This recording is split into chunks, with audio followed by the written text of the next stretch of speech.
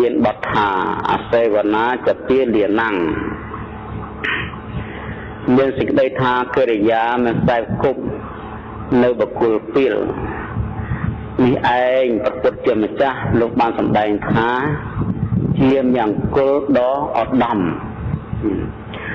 ការមិនសែវគប់នឹងជនពីលឈ្មោះថាមិនបានធ្លាក់ទៅកាន់អបាយយ៉ាងហោចណាស់ក៏បានកើតធម្មមនុស្សដែរអ្នកដែលសែវគប់នឹងជនពីលតែងធ្លាក់ទៅកាន់អបាយគឺទៅកើតនរកកើតអសុរកាយដេរឆានអាស្រ័យនឹងការស្ដាប់ស្នានឹងការសែវគប់ការដែលមិនបានធ្លាក់ទៅក្នុងអបាយទាំង4នោះឯងសត្វទាំងឡាយនឹងមានកំណើតយ៉ាងហោចក៏បានកើតត្រឹមនោះដែរ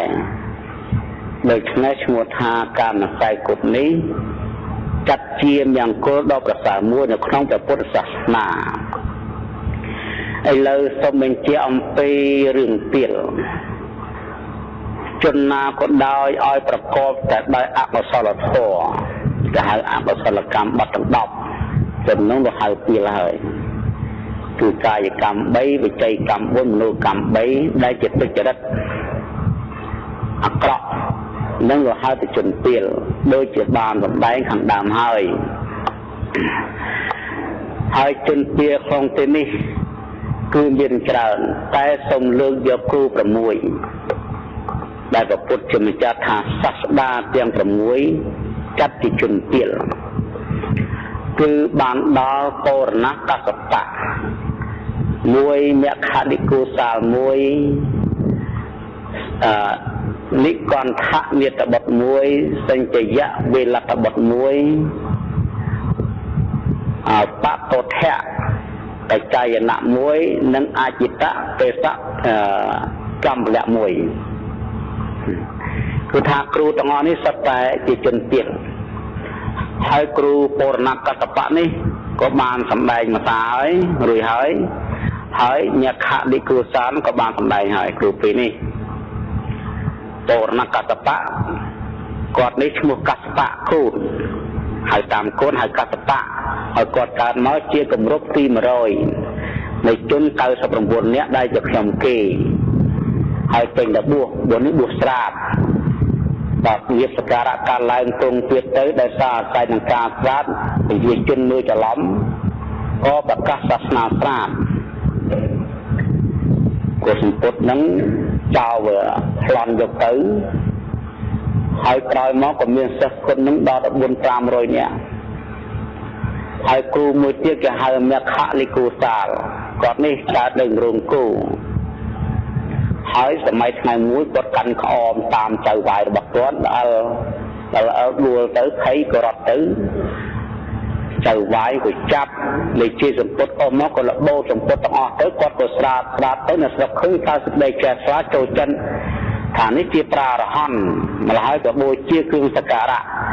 គាត់ដល់ឃើញគេបូជាអញ្ចឹងគាត់ពិចារណាថាការបូជានេះមកអំពីអញស្រាបទេតា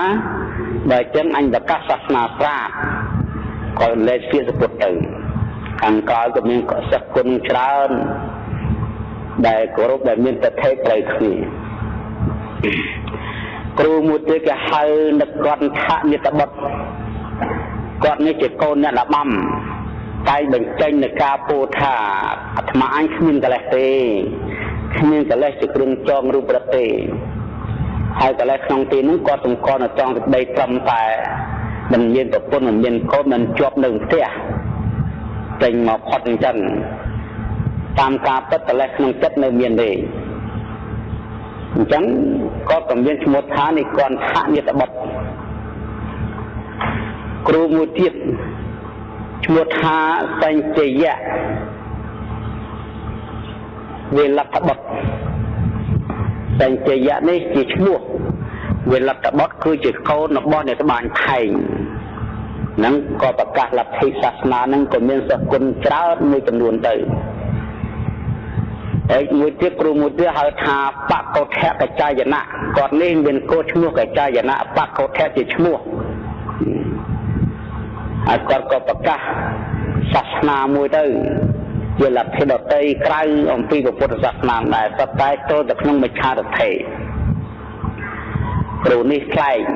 គាត់មិនប្រើទឹកត្រជាក់ទេគាត់ថាតែប្រើទឹកត្រជាក់បាបដាច់សិលគាត់ហើយម្ល៉េះហើយគាត់បន្ទូបងអុយចារៈបាសាវៈបលៈដៃបលៈជើងឯងគាត់លាងតែទឹកក្តៅហើយទឹកអង្គណាហើយបើទៅការឆ្លងទឹកឆ្លងស្ទឹងអញ្ចឹងទៅទឹកជើងអញ្ចឹងទៅឬដើរកាត់ផ្លូវទៅទឹកអញ្ចឹងទៅគាត់ថាសិលគាត់ស្វាយហើយ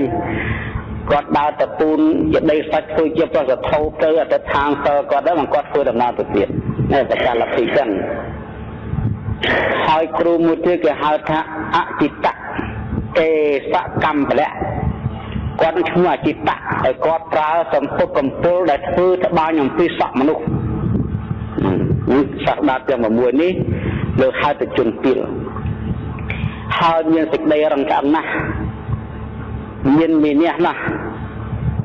ហើយតែងប្រកាសខ្លួនឯងជាប្រារហន្តដ៏ខ្លាំងក្លាជាប្រារហន្តដ៏ប្រសើរក្នុងលោកជាងប្រារហន្តទាំងឡាយគាត់ប្រកាសអញ្ចឹងហើយពុទ្ធយើងក៏ជាប្រារហន្តសាវកសម្ពុទ្ធដូចជាសរីលោកលៀននេះសិតតែជាប្រារហន្តទាំងអស់លោកអស់កលេសតែរហន្តខាងពុទ្ធសាសនាវិទិតរហន្តគឺ6គេហៅរហន្តមានកម្រិតខូចអួតលើកកម្ពស់ដើម្បីចិញ្ចឹមជីវិតដើម្បីយុះដើម្បីគណៈแล้วសូមដំណើររឿងអំពីរឿងមីនះនេះព្រះពុទ្ធលោកសម្ដែងថាជនពីលទាំងឡាយតែញ៉ាំងខ្លួនឲ្យវិនិច្ឆ័យផងហើយញ៉ាំងជននៅធ្វើតាមពាក្យរបស់ខ្លួនឲ្យវិនិច្ឆ័យផងដែលថាពាលីអតានញ្ចៈអតណោវចនៈការកេចៈវិនិច្ឆ័យទេនឹងញ៉ាំងខ្លួនឯងឲ្យវិនិច្ឆ័យផងញ៉ាំងអ្នកធ្វើតាមពាក្យឲ្យវិនិច្ឆ័យផងនៅក្នុងនគររាជក្រឹសមានសទ្ធិមួយគាត់បានខែឈើខ្លឹមច័ន្ទយកអំពីទឹកអណ្ដែតមកចូលទៅក្នុងបណ្ដាញរបស់គាត់ហើយកន្លែងគាត់ដាក់សំណាញ់ជាកន្លែងលេងទឹកការពារគ្រឿងអលង្ការរបស់គាត់បានមកហើយឈើខ្លឹមច័ន្ទល្អណាស់ឡើងរលូងដោយសារអំណាចតែទឹកនឹងថ្មក៏ទឹកនឹងទឹកហើយគាត់គិតថាអាត្មាចង់ពិសោធន៍មើលតើប្រារហន្តមានទឹកតើមួយណាគាត់យកទៅធ្វើជាបាតខ្លឹមច័ន្ទមួយបាតធ្វើបាតហើយគាត់យកទៅចងនឹងចុងរស័យចាំងខ្ពស់ឲ្យគេចងទៅគាត់ប្រកាសថាបើសិនជាក្នុងលោកនេះមានប្រារហន្តមែនក្នុងលោកនេះគឺតើតណែនហោះតាមអាកាសហើយមកយកបានទៅបានយើងជឿថាមានប្រារហន្តព្រោះសទ្ធិគាត់គេហៅថាជាកតភាពសមាទិដ្ឋិក៏មិនមែនមិច្ឆាទិដ្ឋិក៏មិនមែនគាត់ចង់ដឹងក៏មិនទាន់ជឿទេព្រោះវាមិនដឹងមួយណាមួយប្រារហន្តទីខណ្ឌនៃប្រារហន្តទីខណ្ឌនៃប្រារហន្តគ្រប់ទៅរូបគ្រប់ទៅប្រាណនេះនឹងមួយណាហើយប្រកាសរយៈ7ថ្ងៃហើយយកអំពីគឺ6ដែលជាបុគ្គលមានកំណត់ខូចមានចិត្តរឹងក្អឹងមានះយ៉ាងក្រៃលែងអតិមាននោះគាត់ថាយើងគ្មានចេះហោះចេះហើរទេតែយើងត្រូវធ្វើយ៉ាងម៉េចដើម្បីប្រើមធ្យោបាយឲ្យគេស្គាល់យើងជាប្រារហន្តហើយបានបាតនឹងផងបានបាតហើយឲ្យគេស្គាល់ថាយើងជាប្រារហន្ត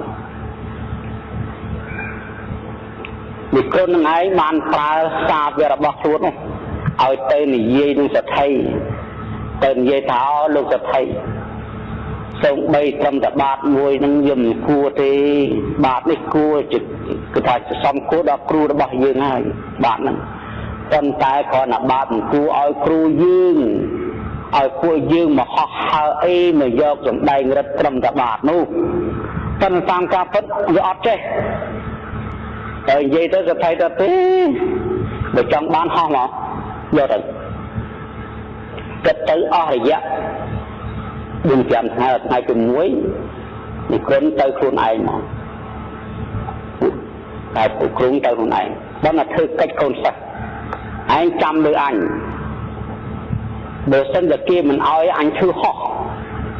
អញលើកដៃមួយជើងមួយរៀបចង់ខុសឯងត្រូវស្វែងប្រាប់ថាលោកគ្រូកុំអីគ្រាន់តែបានមួយចំណៃខុសធ្វើអីប្រយោជន៍អីហើយចាប់ទាញអញឲ្យដួលទៅណែអានឹងគេហៅថាប្រើល្បិចបាំងទឹកហេហើយដល់ធ្វើដំណើរទៅមានអីនេះក្រុមនឹងឯងលើកដៃមកខាងលើកជើងមកខាងបីយើងចង់ធាក់ដោយទេវតាហោះអញ្ចឹងយើងចង់ហោះលូយ៉ាងប៉ុន្តែមានទៅសើណាអូយបើកលេសពេញទៅដុកអញ្ចឹងទឹកហេមានអ្នកនៅពេញខ្លួនលោកគ្រូគេថាលោកគ្រូអើយកុំចង់បានអីចឹងណែគ្រាន់តែបាត់មួយច្បាច់ហោះហើអី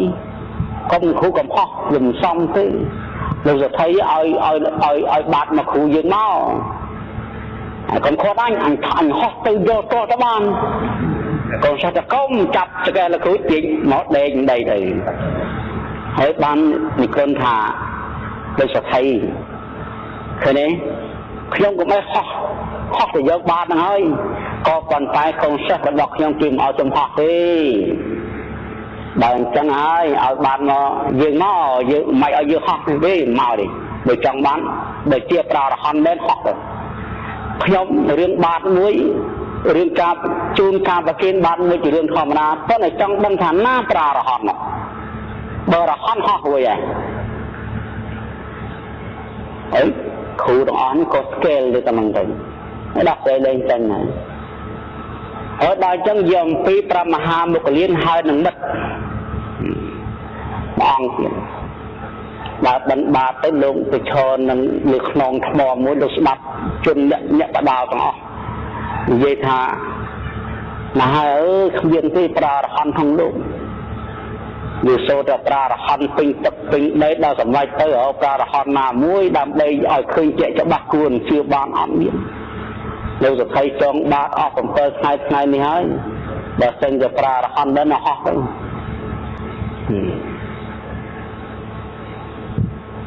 ហើយដល់អញ្ចឹងយកអំពីគំនុកលៀនហើយនឹងមិត្តភក្តិហ្នឹងដែលថេរៈដែលជាកម្លាញ់ហ្នឹងលោកនិយាយថានេះពាក្យហ្នឹងហើយវាតកិច្ចតគឺដល់ពុទ្ធសាសនាយើងណាពុទ្ធសាសនាយើងមានប្រារហន្តហើយដល់តែគេនិយាយអញ្ចឹងវាដូចជាតកិច្ចតគឺដូចជានាំឲ្យអន់ពុទ្ធសាសនាដូចចឹងយើងគិតចង់សម្ដែងបរិហាដើម្បីឲ្យឃើញចេះច្បាស់ពីនឹងហ្មងតែថានេះសម្លាញ់ឯងទៅយកបាតហ្មងសម្លាញ់ថាទីទៅមុខនេះឯងមានទឹកច្រើនណាឯងទៅយកមកអត់បើសិនជាឯងទៅយើងទៅលោកលៀនថាឯងទៅ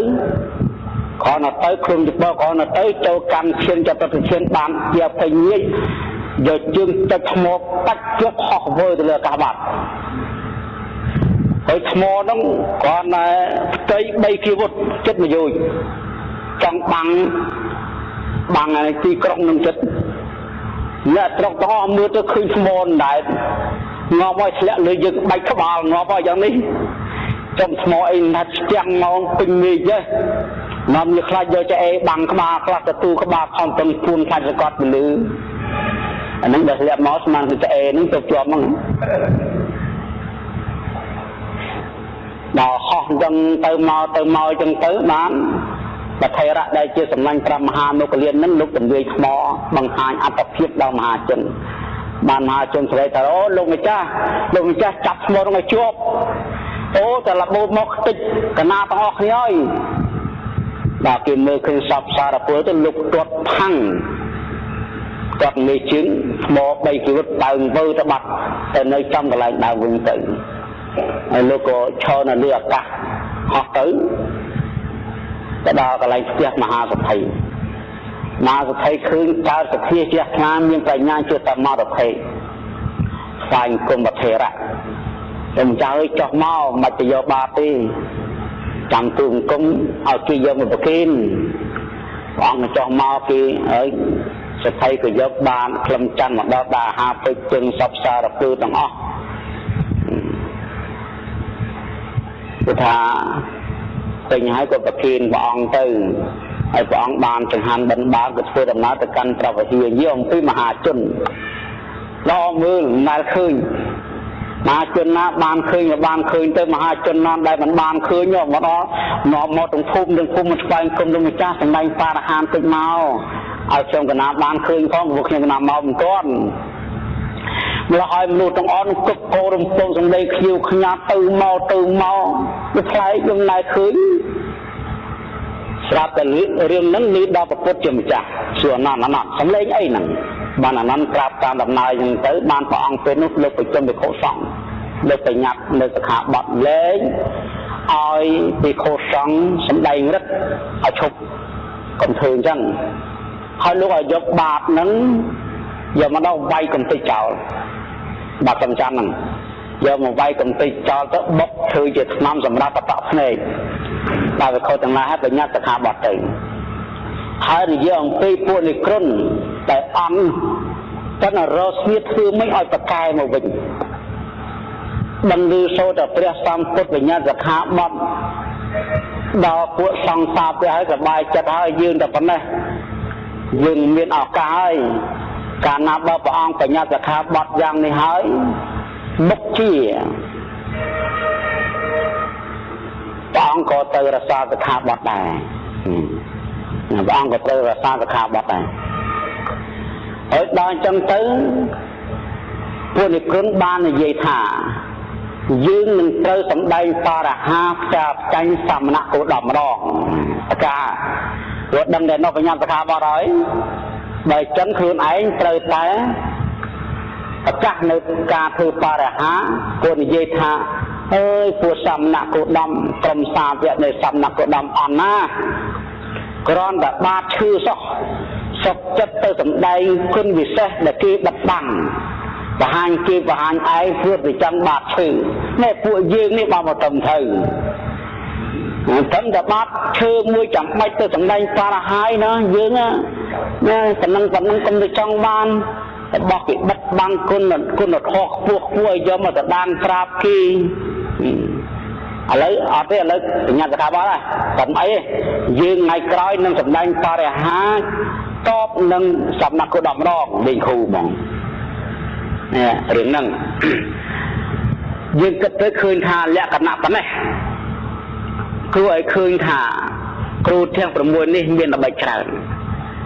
ចិត្តរបស់គ្រូទាំង6សុទ្ធតែប្រកបទៅដោយអវិជ្ជាព្យាបាទនិងមិច្ឆាទិដ្ឋិអញ្ចឹងហើយបណ្ឌិតដូចមិនបានណានិយាយការនិយាយកុហកនិយាយញុះញង់និយាយចាក់ដាល់និយាយអត់ប្រយោជន៍ហើយបណ្ឌិតដូចមិនបានដូច្នេះកាយក៏អាក្រក់វាចាក៏អាក្រក់ចិត្តក៏អាក្រក់ទាំងអស់អញ្ចឹងលោកមិនហៅថាបណ្ឌិតទេលោកហៅតែជនពាលនេះគ្រូដែលប្រកបដោយធម៌ដ៏លាមកហ្នឹងលោកហៅតែជនពាលជាអ្នកមិនមានសេចក្តីនឿយណាយជាអ្នកមិនមានសេចក្តីឃើញត្រង់ជាអ្នកមិនមានប្រាជ្ញាជាគ្រឿងដោះខ្លួនចេញចោលអំពីវត្តដាក់អន់គឺមានតែទិដ្ឋិមានអ្នកហើយចូលចំពាក់ក្នុងលៀបសក្ការៈប្រើល្បិចកលច្រើនយ៉ាងដើម្បីកិត្តិយសដើម្បីកេរឈ្មោះដើម្បីយុទ្ធសក្ការៈក្នុងការចិញ្ចឹមជីវិតនៃខ្លួនក្នុងឋានៈជាអាចារ្យនៅក្នុងលោកនេះស្ដាប់តតនេះប៉ុណ្ណេះអញ្ចឹងរឿងនេះវែងហើយសូមឈប់ត្រឹមប៉ុណ្ណឹងចាំក្រែកពេលក្រោយទៀតបានសម្ដែងបន្តដើម្បីសម្រួលតាមពេលវេលាដំណោងអញ្ចឹងគាត់មកចាត់ថាជនពាលដីម្រេចជនពាលគឺជនណាដែលប្រកបទៅដោយកាយទុច្ចរិតវិច័យទុច្ចរិតមនោទុច្ចរិតដូចជាគ្រូទាំង6មានបរណកតបៈជាដើមហ្នឹងលោកហៅថាជនពាលហើយអញ្ចឹងក្រៅអំពីគ្រូទាំង6នេះជនណាក៏ដោយឲ្យតែប្រកបទៅដោយធម៌10យ៉ាងហ្នឹងលោកហៅថាជនពាលទាំងអស់លោកហៅថាជនពាលទាំងអស់សូម្បីភិក្ខុដែលបួសក្នុងសាសនាក៏ជនពាលដែរដូចជាភិក្ខុទេវទត្តក្រុមភិក្ខុទេវទត្ត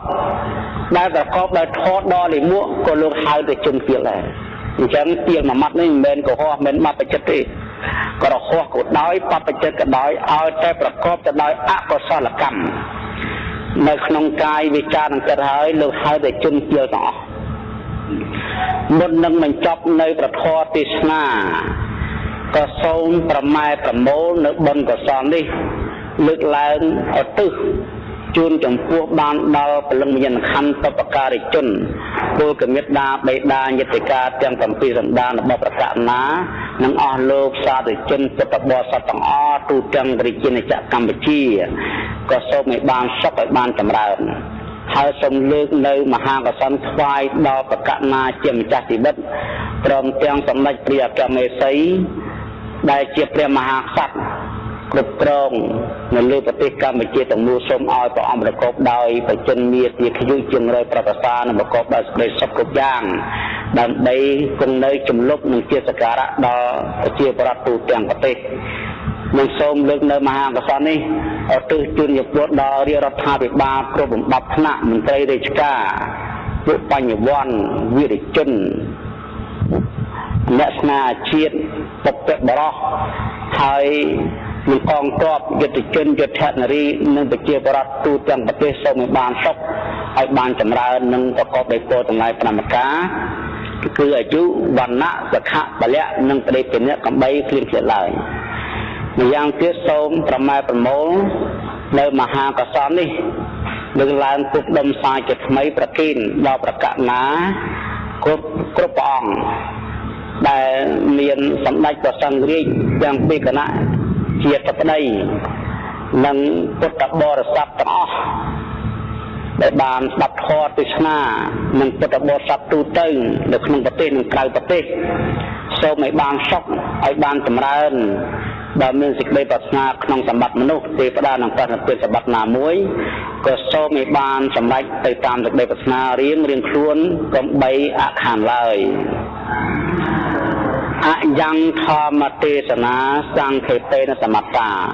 ពធទេសនានៃបានសម្ដែងមកតែប៉ុណ្ណេះក៏លមមសំគួរថាចាប់ត្រឹមប៉ុណ្ណេះឯងអេវ៉ាំងអ្នកមត្ថោរតនតយសៈអ្នកមោរិកិរិយានមស្ការថ្វាយបង្គំ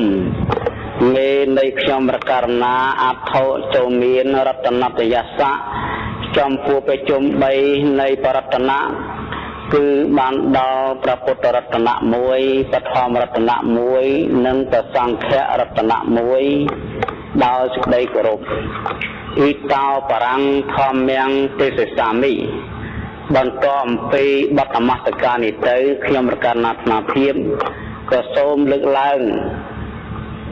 នៅមង្គលកថាយកមកសម្ដែងបន្តនៅក្នុងពេលមុនបានបញ្ជាក់អំពីរឿងទាលហើយនឹងគ្រូទាំង6តែមិនទាន់ចប់តែឥឡូវនេះសូមលើកយកនៅនិទាននេះយកមកសម្ដែងរៀបរាប់បន្តទៅទៀតដើម្បីឲ្យប្រកាសណានឹងអស់លោកពុទ្ធបរិស័ទទាំងឡាយបានយល់ចូលចិត្តហើយឲ្យកាន់តែស្គាល់ថាតើបុគ្គលពាលដូចម្ដេចហើយបុគ្គលដែលជាបណ្ឌិតដូចម្ដេចគឺបុគ្គលពាលដូចជាគ្រូ6ដែលមានបរណកតបៈសត្វតែជាជនប្រកបទៅដោយទុច្ចរិតធម៌គឺកាយទុច្ចរិតវិច័យទុច្ចរិតមនោទុច្ចរិតជាអ្នកប្រើពាក្យមុសាវាទៈសម្បជានិងភាសាវាទៈគឺនិយាយកុហកទាំងដឹងខ្លួនដើម្បីបិទបាំងនៅចិត្តនៅគំនិតរបស់ខ្លួនដែលជាប្រតិទិនប្រឡាក់ដោយកិលេសហើយដើម្បីចម្រើនឡើងនៃលៀបយុះនិងសក្ការៈបំបិទបំបាំងផ្ដេកមហាជនទូទៅទាំងអស់កុំឲ្យគេដឹងបានឲ្យគេសម្គាល់តែខ្លួនឯងជាព្រះរហន្តហើយឲ្យគេនៅតែគោរពធ្វើបុណ្យធ្វើសក្ការៈដើម្បីបូជានិងលៀបសក្ការៈក្នុងរឿងនោះនិយាយអំពីនៅពេលដែលព្រះសម្មាសម្ពុទ្ធបរមគ្រូទ្រង់បានបញ្ញត្តិនៅសិក្ខាបទហាមឃាត់លែងឲ្យភិក្ខុសង្ឃក្នុងពុទ្ធសាសនាសម្ដែងបរិហាសម្ដែងរិទ្ធបង្ហាញប្រាប់មហាជនពេលនោះឯងពួកនិគុណទាំងឡាយការបលឺសូរពាក្យនេះហើយក៏មានសេចក្តីសប្បាយចិត្តនឹកក្នុងចិត្តថាពេលនេះឱកាសល្អយើងមានហើយយើងនឹងធ្វើនៅកលល្បិចគ្រប់យ៉ាងដើម្បីឆាឆៅដើម្បីដំឡើងខ្លួនបង្អាប់នៅព្រះពុទ្ធសាសនា ការបើប្រសំណាក់គូដំបញ្ញាសិក្ខាបទដល់សាវាហើយត្រូវតែបញ្ញាសិក្ខាបទចំពោះខ្លួនហើយតែងតែដើរទៅនិយាយប្រាប់មហាជនថាឲ្យគេដឹងឮថាពុទ្ធសាសនាដែលមានសំណាក់គូដំអន់ណាស់សូម្បីត្រឹមតែបាបឈឺក៏សុខចិត្តសម្ដែងបរិហាដែលជាឧត្តរធម៌ដែលជាធម៌វិសេសវិសាលបង្ហាញជាដែរតែឥឡូវនេះហើយចំណែកពួកយើងមិនធ្វើអញ្ចឹងទេយើងជាព្រះអរហន្តពិតតែយើងមិនទៅសម្ដែងបរិហាអីត្រឹមគ្រាន់តែបាតមួយអញ្ចឹងទេព្រោះហើយទៀតនេះក៏លឺទៅដល់មហាជនទាំងឡាយខ្លះក៏ចូលចិត្តទៅខ្លះក៏មិនចូលចិត្តទៅពេលឯងប្រមាថទុំវិសាលឬសូរសម្លេងនេះហើយឬសូរនៃគ្រឿងវិធានគៀនសម្ដែងបរិហាតបនឹងព្រះសម្មាសម្ពុទ្ធបរមគ្រូក៏ចូលទៅថ្វាយបង្គំព្រះដ៏មានភាពថាបបិទ្ធព្រះអង្គឬសូរតែព្រះអង្គបញ្ញត្តិសិក្ខាបទមែនទេមិនឲ្យភិក្ខុសង្ឃសម្ដែងបរិហាទឹកមែនហារីអញ្ចឹងសិក្ខាបទនេះតើព្រះអង្គមានបានបញ្ញត្តិចំពោះខ្លួនឯងទេឥឡូវពួកនិក្រុនគេនិយាយថាគេនឹងសម្ដែងបរិហាទល់នឹងព្រះសម្មាសម្ពុទ្ធបរមគ្រូហើយពេលឯងប្រាប់ដល់មានអភិលោកបានមានប្រាប់បន្ទូលថាបបិទ្ធមហារាជរឿងសិក្ខាបទដែលតថាគតបានបញ្ញត្តិនេះគឺបញ្ញត្តិចំពោះតែសាវកទេចំណែកឯតថាគតមិនបានបញ្ញត្តិទេដូច្នេះតថាគតនឹងសម្ដែងបរិហាជាមួយនឹងពួកគ្រូទាំង6ដោយផ្ទាល់ព្រះអង្គឯងដោយខ្លួនតថាគតតែម្ដងបានស្ដេចពុទ្ធិសត្វរបស់ពុទ្ធមហារាជអញ្ចឹងមិនខុសបើព្រះអង្គបានបញ្ញត្តិហើយបបិទ្ធមហារាជអ្នកពិចារណាមើលនិយាយអំពីស្វាយនៅក្នុងឱសថរបស់អ្នកឱសថរបស់ព្រះអង្គតើព្រះអង្គបើសិនតែមានគេមករឹសគេមកបេះយកទៅហូបបើគ្មានបរិជាអនុញ្ញាតនោះតើមានទោសទេថាមានទោសទៅដាក់ទណ្ឌកម្មចុះបើសិនជាព្រះអង្គសោយវិញតើមានទោសដែរទេទៅអត់ទេព្រោះរបស់តខ្លួនយ៉ាងណាតថាគតក៏យ៉ាងណាបរិហាតថាគតបញ្ញត្តិចំពោះទសាវកទេចំណែកតថាគតខ្លួនឯងមិនបានបញ្ញត្តិទេអញ្ចឹងតថាគតមិនមានកំហុសទេតថាគតអាចសម្ដែងបរិហាតបនឹងពួកនិគុណបានដាច់ទំវិសាលោកតើទឹកដីចេះស្លាប់តែអញ្ចឹងបងប្រហែលខែទីសម្ដែងដល់ថ្ងៃពេញបរមីខែសានឹងតថាគតសម្ដែងហើយនៅ4ខែទៀតអញ្ចឹងបងសម្ដែងនៅណាសម្ដែងនៅនគរសាវត្ថីតើនឹងអីនៅនឹងគេហៅថាគាត់ដៀបពាក់គឺថាស្វាយរបស់ជនឈ្មោះគាត់ដៀននឹងជាអ្នកដាំហើយយកពីពួកនិក្រុនទាំងឡាយឬសូយ៉ាងនេះតើយើងមិនធម្មតាទេជាមួយសំណាក់គោ10 4ខែទៀតព្រះអង្គសម្ដែងបរិហាតបយើងហើយដូច្នេះតើយើងគិតយ៉ាងម៉េចទៅដល់ពេលជំនុំគ្នាយើងគិតយ៉ាងម៉េចយើងស្មានតែបានឱកាសល្អដូច្នេះយើងត្រូវប្រើវិធីល្បិចតទៅទៀតគឺថាយើងនឹងដើរតាមសំណាក់គោ10មកជាប់ហើយប្រាប់មហាជនថាបើគេសួរថាម៉េចបានទៅតាមសំណាក់គោ10ត្រូវនិយាយប្រាប់គេថាយើងនឹងតាមធ្វើបរិហាផ្ចាញ់សំណាក់គោ10បើសិនជារត់យើងនឹងចាប់មិនឲ្យរត់រួចឡើយព្រោះតែដល់យើងតាមយកទៅមុខចរត់ហើយយើងមិនឲ្យរត់រួចទេយើងត្រូវទៅចាប់វាយ៉ាងហ្មងហើយដល់លើសូព្រះសម្មាសម្ពុទ្ធបរមគ្រូនឹងសម្ដែងបរិហានៅនគរស្វាយនៅដើមស្វាយអញ្ចឹងគឺក្នុងចម្ងាយមកយោទៅក្រុងសាវត្ថីសាធុជនទាំងឡាយគ្រូ6បានប្រើឧបត្ថម្ភឲ្យដើរកោះកោតស្វាយលោកតែងញ៉ាំសេចក្តីត្រេកអរឲ្យកើតឡើងក្នុងឈាននឹង2ហើយឈានភូមិគឺភូមិនៃបឋមជាតិនិងទុតិយជាតិបានតែកើតនៅក្នុងឋានព្រំនៅឯងអស់7សង្វត្តវិវត្តកម្មគឺថាកាប់ចម្រើនវិញ្ញាណដល់ទៅ7ដងមិនបានមកកើតនៅក្នុងរយៈកាល7សង្វត្តវិវត្តកម្មនេះមិនបានមកកើតនៅក្នុងកាមលោកនេះទេនៅក្នុងសម័យណាដែលលោកគឺមានមនុស្សទេវតានិងមហាព្រហ្ម ព្រមមហាព្រំឯងដល់នៅសេចក្តីវិនិច្ឆ័យដោយភ្លើងបល័យកម្មសន្និតតបោះឯងបានចម្រើនឈានទុរិយឈានទៅកើតនៅក្នុងឋានភស្សរៈព្រំនៅក្នុងសម័យណាដែលលោកដល់នៅសេចក្តីចម្រើនក៏បានមកកើតក្នុងវិមានមហាព្រំដ៏ស្ងាត់សូន្យឈឹងគិតទៅអស់រយៈកាល7សង្វត្តវិវត្តកម្មនេះចំណែកសន្និតតបោះហើយចំណែកសិស្សសានុសិស្សរបស់តបោះវិញដែលជាអ្នកគោរពជាអ្នកប្រណិប័តធ្វើតាមដំបូងមានគ្រូនោះគឺខ្លះបានទៅកើតនៅក្នុងព្រហ្មលោកខ្លះទៀតបានទៅកើតក្នុងទេវតាទាំង6ជាន់ខ្លះទៀតបានទៅកើតក្នុងតកូលគេហៅមហាសាលគឺខត្តយៈមហាសាលព្រាហ្មណៈមហាសាលនិងកហបតីមហាសាលគ្មានជនណាម្នាក់ដែលចុះទៅកើតនៅក្នុងអបាយភូមិមាននរកប្រែនអសុរកាយទេរឆានឡើយគឺកើតមនុស្សទេវតានិងព្រហ្មដោយសារអំណាចគុណធម៌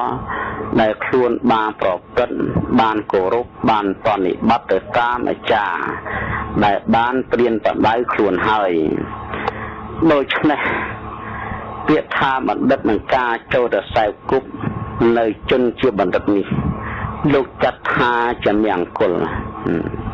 គឺថាកិរិយាចូលទៅសែវគប់នៅបណ្ឌិតជាមង្គលព្រោះបណ្ឌិតជាអ្នកមិនញ៉ាំងខ្លួនឲ្យវិនិច្ឆ័យឡើយតែងតែប្រព្រឹត្តធម៌ដើម្បីដំកុំតម្កើងខ្លួននេះបានផុតអំពីទុក្ខគឺមានអបាយភូមិជាដើមជនណាម្នាក់ទុកជាស្ត្រីឬក៏បរិសុទ្ធដែលបានចូលទៅខ្សែគប់នៅជនជាបណ្ឌិតហើយក៏រមែងបានសេចក្តីចម្រើននៅគុណធម៌ទាំងឡាយដូចជារឿងគ្រូសនិតអញ្ចឹងក៏រមែងបានទៅកើតនៅក្នុងឋានសួគ៌ឋានសុខដោយសារអាស្រ័យនឹងការខ្សែគប់នៅជនជាបណ្ឌិតនេះឯងដូច្នេះពាក្យថាមង្គលមង្គលនេះភាសាបាលីអានថាមង្គលៈមង្គលៈប្រែថាហេតុជាទីកើតនៅសម្បត្តិទាំងឡាយហើយជាទីកើតនៅសេចក្តីសុខទាំងឡាយហើយជាទីកើតនៅសេចក្តីចម្រើនទាំងឡាយសេចក្តីសុខសម្បត្តិសេចក្តីសុខនិងសេចក្តីចម្រើនទាំងអស់វាកើតតែមកអំពីមង្គលមង្គលគឺសំដៅយកការប្រណិប័តគឺសំដៅយកការប្រព្រឹត្តគឺសំដៅយកការសេពគប់ដោយគេលោកពោលថាបណ្ឌិតានាងសេវនាកិរិយាចូលទៅសេពគប់នៅជនជាបណ្ឌិតនេះគឺចាត់ជាមង្គលមួយ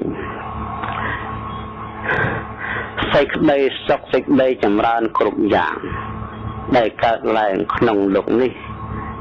វាអាស្រ័យនឹងការសេពគប់បើសិនជាសេពគប់ត្រូវហើយបើសេពគប់ខុសហើយជនទាំងឡាយណាដែលបានទៅរួមរស់អាស្រ័យនៅជាមួយនឹងបណ្ឌិតបើមិនទាន់คลายខ្លួនទៅជាបណ្ឌិតទេក៏មានឈ្មោះក៏មានកេរ្តិ៍ឈ្មោះព្រោះដែរក៏គង់គឺទៅសតអជននេះមានសំណាងណាស់បានទៅអាស្រ័យនៅជាមួយនឹងអ្នកប្រាជ្ញនៅជាមួយនឹងបណ្ឌិតនៅជាមួយនឹងសមណៈអ្នកមានប្រាជ្ញាដែលចេះដឹងម្ល៉េះហើយជននេះគង់នឹងបានចេះគង់នឹងបានដឹងនឹងបានคลายទៅជាបណ្ឌិតណែបើថាមិនទាន់ចេះមិនទាន់ដឹងទេក៏គង់នឹងមានទីទៅសើដែរហើយសេចក្តីសរសើរទាំងអស់ឯងសុទ្ធតែជាហេតុជាវិច័យជាអានិសង្សដែលនាំឲ្យបាននៅសេចក្តីសុខចម្រើនគ្រប់យ៉ាងទាំងអស់នឹងធ្វើឲ្យចិត្តនឹងរីករាយធ្វើឲ្យចិត្តនឹងសប្បាយដូច្នេះរឿងមង្គលកថាដែលពោលខាងដើមមិញនេះគឺពាក្យថាបណ្ឌិតានញ្ញសេវនាកិរិយាសេពគប់នៅជនជាបណ្ឌិតនេះចាត់ជាមង្គលដ៏ឧត្តមនេះគឺថាមានសេចក្តីនឹងច្រើនទៅទៀតមានបរិយាយនឹងច្រើនទៅទៀតមាននិទានដែលប្រារព្ធនឹងច្រើនទៅទៀតប៉ុន្តែក្នុងពេលនេះលើកត្រឹមតែប៉ុណ្ណេះយកមកសម្ដែងប្រគិន នឹងជូនដល់បកណាគ្រប់អង្គនិងអស់លោកពុទ្ធបរិស័ទទាំងអស់ឲ្យបានយល់ឲ្យបានចូលចិត្តទុកជាប្រទីបសម្រាប់ពិចារណាហើយសម្រាប់ពិចារណាដើម្បីស្វែងរកនៅសេចក្តីសុខនិងសេចក្តីចម្រើននៅក្នុងការរស់នៅក្នុងសង្គមនេះហើយក៏សូមបញ្ចប់ដោយសង្ខេបតែប៉ុណ្ណេះចាំពេលក្រោយសូមបន្តអំពីមង្គលទី2តទៅទៀតប៉ុន្តែមុននឹងបញ្ចប់ក៏សូមប្រម៉ែប្រមូលប្រមុំនៅបុណ្យកុសលនេះលើកឡើងឧទ្ទិសប្រគេនថ្វាយចំពោះសម្ដេចព្រះសង្ឃរាជទាំងពីរគណៈ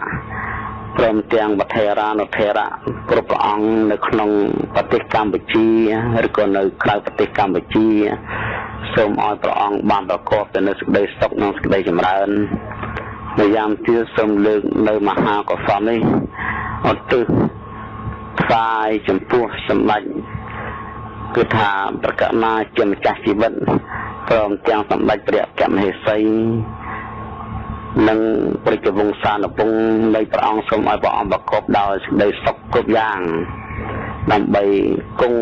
ប្រថាប់នៅជាមលុបនិងជាសក្ការៈបូជាដល់ប្រជាប្រដ្ឋនៅក្នុងប្រទេសកម្ពុជាតរៀងទៅយ៉ាងទៀតសូមលើកនៅមហាកុសលនេះឧទ្ទិសជូនចំពោះរាជរដ្ឋាភិបាលគ្រប់10ថ្នាក់មន្ត្រីរាជការកងទ័ពនគរបាលយុទ្ធជនយុទ្ធនារីគឺថាទាំងអស់តាំងអំពីថ្នាក់លើរហូតដល់ថ្នាក់ក្រោមនិងបានដល់ប្រជាប្រដ្ឋនៅក្នុងប្រទេសកម្ពុជាទាំងមូលឬក៏នៅក្រៅប្រទេសកម្ពុជាក៏សូមឲ្យបានសុខបានចម្រើនហើយសូមឲ្យបានប្រកបនៅពរទាំង5ប្រការគឺអាយុវណ្ណៈសុខៈពលៈនិងបដិបញ្ញាកំបីគ្លៀងគ្លាឡើយអយ៉ាងធម្មទេសនាសង្ឃេតនសមត្តាប្រធរទេសនាដែលបានសម្ដែងមកតែប៉ុណ្ណេះក៏លំមសំគួរតែចប់ត្រឹមប៉ុណ្ណេះឯងអេវ៉ាំងអ្នកមត្ថោរតនតយស្សៈអ្នកមោរិកិរិយានមស្ការថ្វាយបង្គំមាននៃខ្ញុំប្រកាសណាអត្ថោ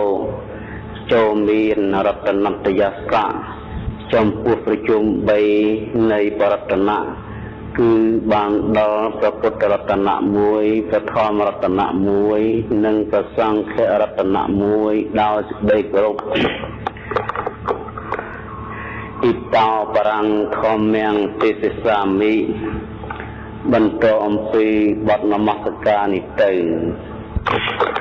ខ្ញុំប្រកាសណាអាត្មាភាពក៏សូមលើកឡើងទៅនៅមង្គលកថាយកមកសម្ដែងបន្តអំពីថ្ងៃមុននៅក្នុងពេលនេះចង់បញ្ជាក់បន្ថែមអំពីការសាច់គប់នៅបុគ្គលជាបណ្ឌិតទៀតថាបណ្ឌិតនេះប្រែសេចក្តីមកថាអ្នកប្រាជ្ញអ្នកមានចំណេះចេះដឹងអ្នកមានប្រាជ្ញាជាអ្នកឃើញច្បាស់នៅប្រយោជន៍សម្រាប់ខ្លួននិងប្រយោជន៍អ្នកដទៃជាអ្នកឃើញច្បាស់នៅហេតុល្អនិងហេតុអាក្រក់ហើយជាអ្នកឃើញច្បាស់យ៉ាងជាក់លាក់ប្រកបដែលខ្ពស់គឺជាអ្នកឃើញនៅចក្រារិយសច្ចដោយបញ្ញានៃខ្លួនគឺមានទុក្ខសច្ចៈសមុទយសច្ចៈនិរោធសច្ចៈមគ្គសច្ចៈហើយនៃម្យ៉ាងទៀតលោកបានពោលថាពាក្យថាបណ្ឌិតនេះគឺសំដៅយកបុគ្គលណាដែលជាអ្នកមានសិលមានសិល5ក្តីសិល8ក្តីសិល10ក្តីក៏ឈ្មោះហៅថាបណ្ឌិតទាំងអស់ដូចជានៅក្នុងគម្ពីរមង្គលដ្ឋទីពនីលោកបានបញ្ជាក់ថាបុគ្គលណាដែលប្រកបទៅដោយកុសលកម្មបដប់បុគ្គលនោះឈ្មោះហៅថាបណ្ឌិត ហើយកុសលកម្មបត់10នោះគឺបានដល់កាយកម្ម3វិច័យកម្ម4មនោកម្ម3កាយកម្ម3ទី1មិនសម្លាប់សត្វមិនបៀតបៀនសត្វទី2មិនល្មួចមិនលួចទ្រព្យសម្បត្តិជនដទៃទី3មិនប្រព្រឹត្តខុសក្នុងកាមវចីកម្ម4ទី1មិននិយាយកុហកទី2មិននិយាយញុះញង់អគារបែកគ្នាទី3មិននិយាយពាក្យអាក្រក់មានជាបតិចផ្ដាសាវងាយជនដទៃទី4មិននិយាយពាក្យអត់ប្រយោជន៍នេះហៅវចីកម្ម4នៅខាងកុសលមនោកម្ម3ទី1អនបិជាមិនចម្លងរំពេចង់បានផ្លោះសម្បត្តិគេមកធ្វើជារបស់ខ្លួនបើចង់បានគឺចង់បានតែសម្បត្តិខ្លួនតឹងប្រែងរកស៊ីទៅតាមកម្លាំងរបស់ខ្លួនទី2អភិបាតោមិនមានគំនិតចងគំនុំដើម្បីឲ្យសត្វដទៃដល់នូវសេចក្តីវិនិច្ឆ័យគឺមានតែមេត្តាចិត្តគឺចិត្តកកទៅដល់សេចក្តីស្រឡាញ់រាប់អានចំពោះសត្វទូទៅទី3សមាទិដ្ឋិប្រាជ្ញាយល់ឃើញត្រូវគឺជឿទៅលើកម្មហើយនឹងផលនៃកម្មជឿថាកម្មនៃសត្វធ្វើហើយជារបស់ของខ្លួនជឿសេចក្តីត្រាស់ដឹងរបស់ពុទ្ធជឿទៅធម៌ទាំងឡាយដែលព្រះសម្មាសម្ពុទ្ធបានត្រាស់ដឹងហើយជាធម៌ពិតជាធម៌មែនជានិយានិកៈធម៌ជាធម៌សំណោចចម្លងសត្វអំពីលោកនេះទៅកាន់ព្រះនិព្វានជនណាជាអ្នកបនិបត្តិនៅធម៌ជននោះតែងដល់នូវសេចក្តីសុខសមនប់ក្នុងបច្ចុប្បន្នទៅប្រាក់លោកជឿដូច្នេះហៅថាសមាទិដ្ឋិជនណាដែលប្រកបទៅដោយកុសលកម្មបត់ទាំង10ប្រការនេះបានសម្ដែងមកហើយនេះជននោះឯងលោកហៅថាបណ្ឌិតនៅក្នុងទីនេះបណ្ឌិតតែងធ្វើខ្លួនឲ្យបានស្ដីស្ងប់បណ្ឌិតមិនបានបិទបៀនខ្លួនមិនបានបិទបៀនចិត្តដទៃម្ល៉េះហើយបណ្ឌិតនោះក៏ដល់នូវសេចក្តីសុខសន្តិភាពនៅក្នុងអត្ថភាពនៃខ្លួនមិនត្រឹមប៉ុណ្ណោះទេបណ្ឌិតទាំងឡាយតែងតែជួយអ្នកដទៃការវាឃើញសត្វដទៃដល់នូវសេចក្តីទុក្ខវេទនាដែលហេតុណាមួយបណ្ឌិតទាំងឯងតែងតែមានសេចក្តីសន្តោសស្នាបណីរកឧបាយរកកលឹះធ្វើយ៉ាងម៉េចឲ្យជននោះបានផុតចាកអំពីសេចក្តីទុក្ខតែមានសេចក្តីសង្គ្រោះដល់ជនដទៃដោយវត្ថុទាំងឡាយមានទ្រព្យជាដើមសូម្បីត្រឹមតែវត្ថុបន្តិចបន្តួចក៏បណ្ឌិតមិនមានសេចក្តីកំណាញ់តែងតែចែករំលែកនៅវត្ថុនោះដល់ជនដទៃឲ្យគេបានដល់សេចក្តីសុខផងដោយឆ្នេះជនទាំងឡាយណាដែលបានចូលទៅសែវគប់នៅជនជាបណ្ឌិតជនទាំងឡាយនោះតែងបាននូវសេចក្តីសុខសេចក្តីចម្រើនក្នុងលោកនេះនិងលោកខាងមុខសូមលើកនិទានមួយដែលមានសម្ដែងនៅក្នុងកម្មពីមង្គលដ្ឋទេពនីនិយាយអំពីនាងឈ្មួញហើយនាយសំពៅអ្នកជួញប្រែនឹងមានដល់ទៅ700នាក់បានជិះសំពៅឆ្លងកាត់សមុទ្រដល់ពេលធ្វើដំណើរទៅដល់ពាក់កណ្ដាលទឹកពាក់កណ្ដាលសមុទ្រស្រាប់តែមានខ្យល់ព្យុះយ៉ាងខ្លាំងហើយក៏បានវាយសំពៅនោះបំបែកនៅក្នុងទឹកទៅទឹកក៏បានផុសផុលចូលទៅក្នុងសំពៅនោះយ៉ាងខ្លាំងក្លាមហាជនទាំងអស់ដែលមានចំនួន700មានសេចក្តីភ័យតក់ស្លុតយ៉ាងខ្លាំងក្លាអំពីមរណៈហើយជនទាំងអស់នោះតែងតែកាន់នៅលទ្ធិផ្សេងខ្លះយកទេវតាអង្គនេះជាទីពឹងខ្លះទេវតាអង្គជាទីពឹងធ្វើនៅពលីកម្មធ្វើនៅវិធីបន្សន់សម្បងរោងតាំងពីដើមមកដល់ពេលមានសេចក្តីភ័យនេះកើតឡើងជនទាំងឡាយ700នាក់នោះក៏ដល់នៅសេចក្តីតក់ស្លុតយ៉ាងខ្លាំងក្លាខ្លាចនៅសេចក្តីស្លាប់តែងធ្វើនៅពិធីបន្សន់បួងសួងហៅរកទេវតាអង្គនេះហៅរកទេវតាអង្គនោះ ឲ្យគេឲ្យទេវតានោះឯងចូលមកជួយខ្លួនឲ្យផុតចាកនៅសេចក្តីភ័យសេចក្តីស្លាប់នេះនៅក្នុងចំណោមជនទាំងអស់នោះមានបរិសម្នាក់មុននឹងចុះសំពៅគាត់បានបំពេញនិទានហើយនឹងសមាទានសិល5ហើយសិល5ទី1មិនសម្លាប់សត្វទី2មិនលួចទ្រព្យសម្បត្តិជនដទៃទី3មិនប្រព្រឹត្តខុសក្នុងកាមទី4មិននិយាយកុហកទី5មិនផឹកទឹកស្រវឹងគឺសុរានិងមេរ័យគាត់គិតថាជីវិតសង្ខាររបស់អាត្មាអញក្តីសត្វដទៃក្តីសុទ្ធតែមិនទៀងទាត់តែងតែកើតឡើងហើយស្លាប់ទៅវិញជាធម្មតាហើយសត្វទាំងអស់ដែលស្លាប់ទៅគ្មានអ្វីជាទីពឹងក្រៅអំពីទានសិលភាវនាដែលខ្លួនបានធ្វើគឺកុសលធម៌នោះទេឥឡូវហើយបើទុកជាអាត្មាអញមិនស្លាប់ពេលនេះក៏គង់តែនឹងស្លាប់ពេលក្រោយដូច្នេះសេចក្តីស្លាប់នេះជាប្រវេណីជារឿងធម្មតារបស់សត្វបរិសុទ្ធនោះគាត់មិនមានសេចក្តីភ័យផិតព្រួយអីទេបែរជាគាត់លើកភ្នែនឡើងអង្គុយតាំងសមាធិហើយពិចារណានៅទានដែលគាត់បានបរិច្ចាគហើយមុននឹងធ្វើដំណើរមកពិចារណានៅអង្គសិលនីមួយដែលជាសិលបរិសុទ្ធរបស់ផងខ្លួនដែលខ្លួនបានសមាទានហើយឬចុះសំពៅមកម្ល៉េះហើយសេចក្តីភ័យសេចក្តីតក់ស្លុតសេចក្តីខ្លាច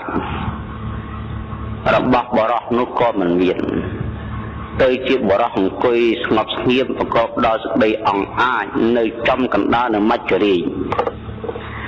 ជនទាំងឡាយទាំង700កាលបើមានសេចក្តីភ័យរៀងខ្លួនហើយឃើញបរិសុទ្ធនោះមិនមានភ័យក៏បានសួរថាណែបរិសុទ្ធដ៏ប្រសើរតើណែឯងហេតុអីបានមិនមានសេចក្តីភ័យនឹងគេចំណែកពួកខ្ញុំទាំងអស់គ្នាអីក៏មានភ័យម្ល៉េះបរិសុទ្ធនោះបានឆ្លើយថាខ្ញុំមិនមានសេចក្តីភ័យតក់ស្លុតនឹងសេចក្តីស្លាប់ទេព្រោះខ្ញុំយល់ថាសេចក្តីស្លាប់នេះជារឿងធម្មតារបស់មនុស្សសត្វដែលវាសំខាន់បំផុតនោះឯងគឺបុគ្គលទៅតែមានកុសលធម៌មានធម៌ជាទីពឹងសម្រាប់ទៅកាន់ប្រលោកខាងមុខហើយខ្ញុំកំពុងតែពិចារណានៅទានហើយនឹងសិល5របស់ខ្ញុំនេះបានកាន់ហើយបានសមាទានហើយបានជាខ្ញុំមិនមានភ័យនិយាយឈ្មោះទាំងអស់ទាំង700នាក់ក៏និយាយអង្គបកបរោះនោះគឺថាឲ្យសិលដល់ខ្លួនព្រោះនឹកឃើញដល់ខ្លួនមុខជាស្លាប់ហើយមិនមានអីទីពឹងទេដូច្នេះសូមបរោះក៏ប្រសើរមេត្តាប្រទាននៅសិល5ដល់យើងខ្ញុំទាំងអស់គ្នាដើម្បីឲ្យបានសិលទាំង5ឯងជាទីពឹងមុននឹងសេចក្តីស្លាប់ចូលមកដល់អុយទឹកចេះតែចម្រើនឡើងចេះចូលសំពៅបរិសុទ្ធនោះមានប្រាជ្ញាណាស់ក៏បានបែងចែកនៅអ្នកឈ្មោះទាំង700នឹងជា7ពួក1ពួក100 1ពួក100 1ពួក100 1ពួក100ហើយបានឲ្យកាន់នៅសិល5ក្នុងពួកទី1ឲ្យសិល5ចប់ទឹកក្នុងសំពៅក៏លិចដល់ភ្នែកគូលនឹងមកពួកចប់ទៅពួកទី2កាលណាបើទទួលសិល5នេះចប់ទឹកក៏ឡើងដល់ជង្គង់នៅក្នុងសំពៅនឹងដល់ជង្គង់ណាឈរឲ្យសិលឈរទទួលសិលដល់ពួកទី3គ្រាន់តែទទួលសិលចប់ទឹកដល់ចង្កេះដល់ពួកទី4គ្រាន់តែកាន់សិលចប់ទឹកដល់ផ្សិតពួកទី5ទឹកដល់ដោះពួកទី6ទឹកដល់កកពួកទី7គ្រាន់តែសមាធិសិលចប់គឺទឹកចូលមាត់ទឹកប្រៃចូលមាត់គឺថាសិតតែឈរក្នុងសំពៅទាំងអស់អ្នកឲ្យសិលក៏ឈរអ្នកទទួលសិលក៏ឈរដោយសេចក្តីប្រុងប្រយ័ត្នជាអ្នកមិនប្រមាទ កាលណាបើសិនជាជនទាំង700នាក់បានទទួលសិលចប់ហើយកាលណាបរោះនោះក៏ស្រែកថាណែអ្នកទាំងឡាយទីពឹងទាំងអស់មិនមានទេគឺមានតែសិលដែលយើងបានសមាទិហើយជាទីពឹងដ៏ប្រសើររបស់យើងទាំងអស់គ្នាហេតុដូច្នេះអ្នកទាំងឡាយក៏បីលះបង់ជីវិតកុំលះបង់សិលឡើយត្រូវពិចារណាសិលដោយសតិប្រាជ្ញានៃខ្លួនព្រោះសិលខ្លួនបានសមាទិហើយជនទាំងអស់ក្នុងសំពៅក៏ចាប់ពិចារណាសិលទាំងអស់គ្នាលះបង់ជីវិតបន្សល់ទុកវេទនាដកចិត្តដកកំណត់គិតតែពីរឿងសិលដល់ពេលអស់អាយុសង្ខារដោយសារទឹកលិចទាំងអស់ទៅក៏បានទៅកើតនៅក្នុងឋានតាវតឹងឈ្មោះថាសតលបៈកាយិកាទេវបុត្របានន័យថាពួកទេវបុត្រគឺប្រព្រឹត្តនៅខ្លួនក្នុងគណៈធ្វើនៅកុសលធម៌ដែលជាធម៌របស់សពបរោះនៅពេលមុនស្លាប់នេះបានទៅកើតនៅក្នុងឋានសួគ៌គឺឈ្មោះជាទេវតាដូចនេះដោយសារអានិសង្សនៃសិលនេះជានេះគឺពពួកទេវតាទាំងអស់ទាំងអាចារ្យទាំងសិស្សបានទៅកើតទៅឋានតាវតឹងជុំគ្នាទេវតាជាអាចារ្យបានកើតនៅចំកណ្ដាលមានប្រាសាទឯងជាប្រាសាទមាសគឺថាប្រកបដោយរយយោជក៏ដោយយោជ100ហើយបានកូនសិននឹងនៅពត់ជំវិញបហោបហែ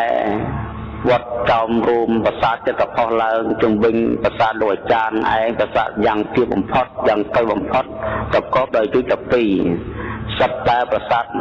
ប្រកបទៅដោយរតនវត្ថុទាំងអស់នេះនឹងនិយាយអំពីអានិសង្សសិលកុំថាដល់តែបុគ្គលសមាទានសិលរាល់ថ្ងៃនោះសូម្បីត្រឹមតែ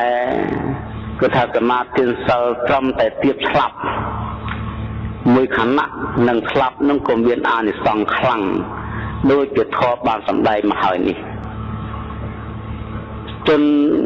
ជនជាបណ្ឌិតគឺបរោះដល់ប្រសើរដែលជាអាចារ្យបានធ្វើទានបានកាន់សិលបានធ្វើភាវនាកម្មទុកក្នុងចិត្តលើកខ្លួនឲ្យផុតចាកអំពីសេចក្តីទុក្ខគ្រប់យ៉ាងឲ្យផុតអំពីអបាយនឹងបណ្ឌិតតែងធ្វើខ្លួននោះឲ្យបានសេចក្តីសុខហើយចំណែកនាយពាណិជ្ជទាំង700នាក់ដែលជាអ្នកធ្វើតាមពាក្យបង្គាប់នៃអាចារ្យចូលទៅខ្សែគប់អាចារ្យនោះក៏បានសម្ដែងប្រាប់បញ្យលឲ្យកាន់សិល5ស្លាប់ទៅក៏បានទៅកើតឋានសួគ៌ដែលជាឋានសុខមួយឋានតាវតឹងមិនមែនជាឋានអន់ទេបើពោលអំពីសេចក្តីសុខរបស់មនុស្សហើយនឹងសេចក្តីសុខក្នុងឋានតាវតឹងវិញមិនអាចប្រៀបបានទេសេចក្តីសុខក្នុងឋានមនុស្សយើងនេះលោកបានប្រៀបថាបុគ្គលទាំងឡាយប្រម៉ែប្រមូលយកនៅរតនវត្ថុមាសប្រាក់កែវមនីជាដើមឲ្យអស់អំពីលោកនេះមាន16នគរព្រោះក្នុងសម័យព្រះមាននគរធំធំ16នគរហើយទ្រព្យសម្បត្តិ16នគរនេះมันបានមួយចំណិតនៃទ្រព្យសម្បត្តិរបស់ទេវតាឋានចាត្រមហាធិការដែលលោកបែងចែក16ជំនឿអី16ដងបានន័យថាយកសម្បត្តិក្នុងឋានចាត្រមហារាជនេះបែងចែកជា16ហើយបោះចោល15ទុក1បែងចែកជា16ទៀតហើយចោល15ទុក1រហូតដល់ទៅ16ដងហើយ